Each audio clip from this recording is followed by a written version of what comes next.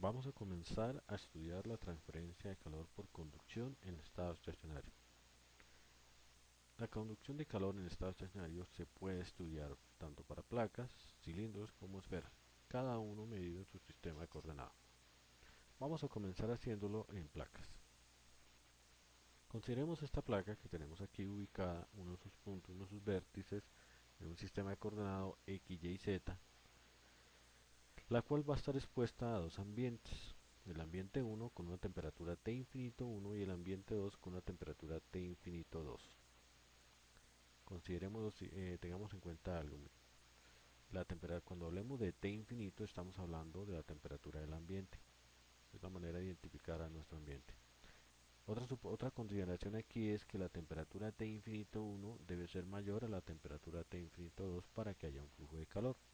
Entonces, en ese sentido vamos a decir que el ambiente 1 va a estar a una mayor temperatura y el ambiente 2 a una menor temperatura. Un ejemplo clásico de este tipo de fenómeno es, por ejemplo, que esta placa hiciera parte de la pared de un horno, en donde el ambiente 1 sería la parte interna del horno y el ambiente 2 la parte exterior. Para poder estudiar la transferencia de calor por conducción en condiciones estacionarias hay que hacer una suposición. Hay que tener en cuenta o hacer el supuesto de que la temperatura en cualquier punto de algún lado de la placa es la misma que la temperatura en toda la superficie del lado de la placa no va a cambiar, al igual que en la parte anterior, pero que obviamente las temperaturas de los dos lados de la placa tienen que ser diferentes para que haya un flujo de calor. Además vamos a tener en cuenta que este flujo de calor es normal a la superficie, normal al área de nuestra placa. Y vamos a hacer la medición de este espesor desde el punto que voy a llamarlo 0, justo aquí donde estoy indicando con el cursor, hasta el punto L. Vamos a suponer que esta placa tiene un espesor L. Vamos a tomar esta placa con más detalle y vamos a tomar un volumen diferencial. Este volumen diferencial entonces va a tener un espesor delta X, una altura delta T, y pues tomando la ecuación diferencial en la cual dice que la conducción de calor, transferencia de calor por conducción es igual a menos K por A, diferencial de temperatura con respecto a su posición en el sistema internacional en watts, y haciendo la integración desde 0 hasta L y desde T1 hasta T2 y evaluando, podemos decir que la transferencia de calor por conducción es igual a K por A por T1 menos T2 sobre L.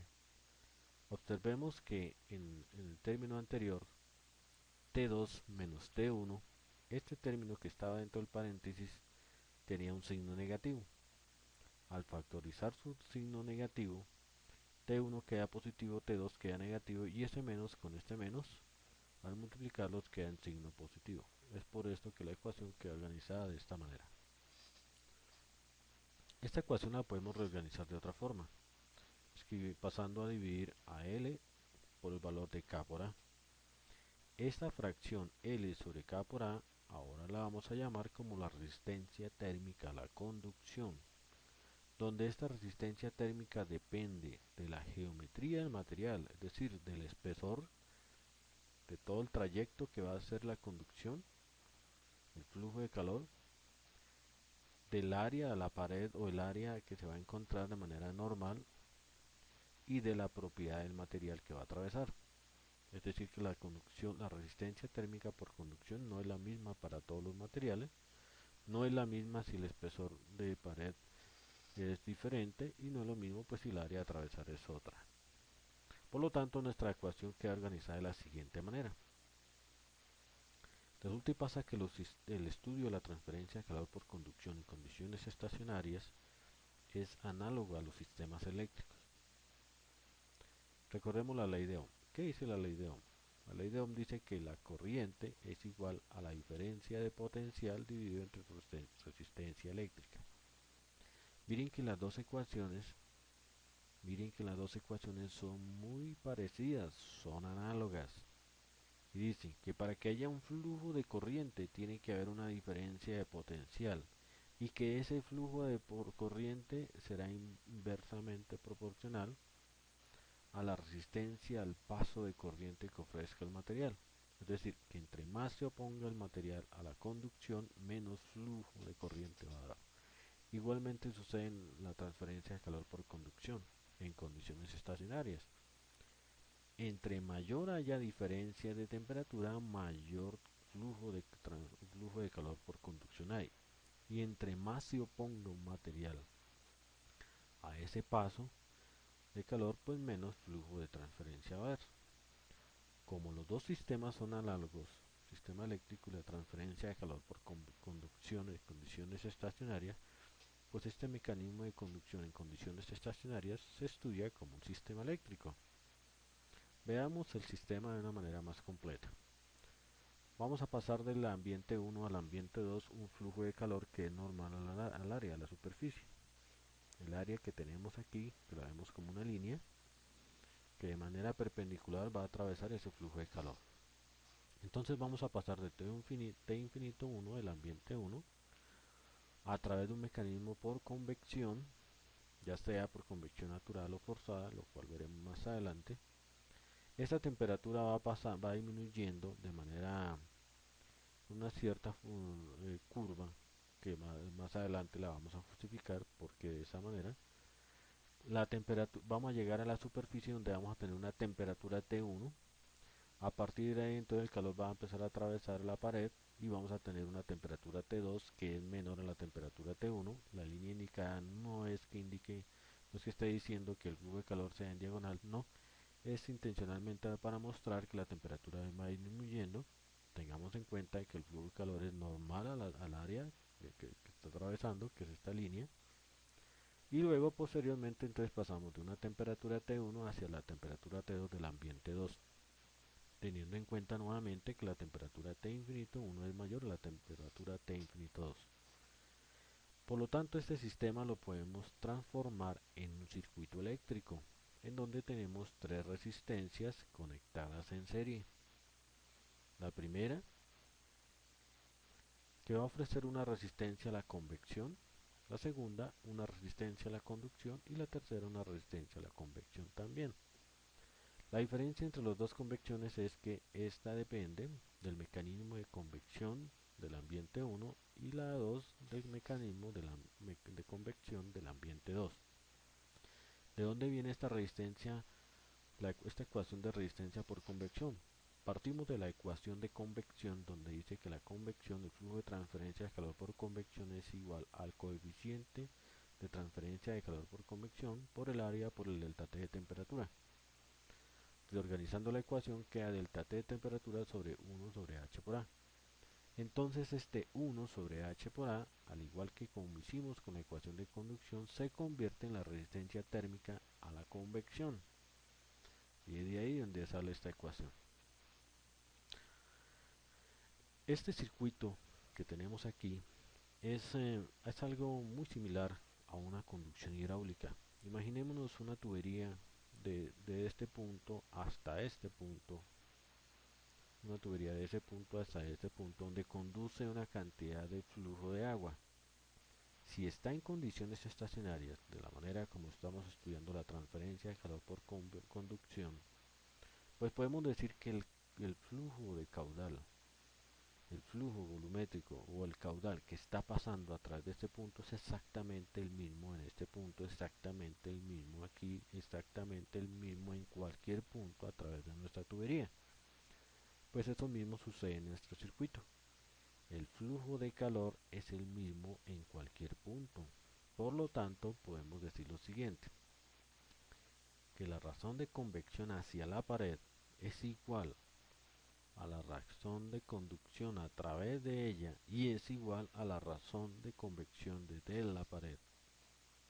Por lo tanto, entonces nuestra ecuación de flujo de calor va a ser igual a T infinito 1 menos T1 sobre resistencia a la convección 1, que debe ser igual a T1 menos T2 sobre resistencia a la conducción 2, a la conducción, perdón, que debe ser igual a T2 menos T infinito 2 sobre la resistencia a la convección 2, como la cantidad de calor que pasa del ambiente 1 a la pared y al ambiente 2 es la misma, por eso hacemos esta igualación. Ahora, recordando una identidad muy útil de la matemática, podemos decir lo siguiente, que A1 sobre B1, A2 sobre 2, si A1 sobre B1 es igual a A2 sobre B2 y es igual a AN sobre BN, pues todo el cociente de estos tres fraccionarios es igual a una constante. Por lo tanto, podemos decir lo siguiente, que si sumamos sus numeradores y lo dividimos entre la suma de sus denominadores, es igual a la misma constante. Eso lo podemos comprobar, señores. Pueden nada más hacer el ejercicio. Por ejemplo, podemos tener aquí un medio lo multiplicamos arriba y abajo, por ejemplo, por 3, tendríamos 3 sextos, un medio es lo mismo que 3 sextos, así lo seguimos multiplicando varias veces. Posteriormente sumamos sus numeradores y lo dividimos entre la suma de sus denominadores y nos debe dar la misma constante. Hagamos el ejercicio, señores, y nos vamos a dar cuenta. Aplicando ese principio matemático, entonces podemos decir que sumando los numeradores y los denominadores de la ecuación anterior que veíamos, en donde decíamos que el flujo de calor es el mismo en los tres medios, pues obtenemos la siguiente ecuación. Decimos que t infinito 1 menos t1 más t1 menos t2 más t2 menos t infinito 2. Vemos que t menos t1 y más t1 se cancelan, igual que menos t2 más t2. Por lo tanto, la ecuación que nos permite determinar el flujo de calor a través de todo el sistema es igual a t infinito 1 menos t infinito 2 sobre la resistencia total. ¿Qué necesitamos saber? Solamente las temperaturas de los dos ambientes y dividir esa diferencia entre la resistencia térmica total de todo el sistema. Pero ¿cómo sería el caso en que tuviéramos no una placa por atravesar, sino tuviéramos tres placas con tres espesores distintos de tres materiales distintos? Entonces, ¿cómo quedaría nuestra ecuación de flujo de calor?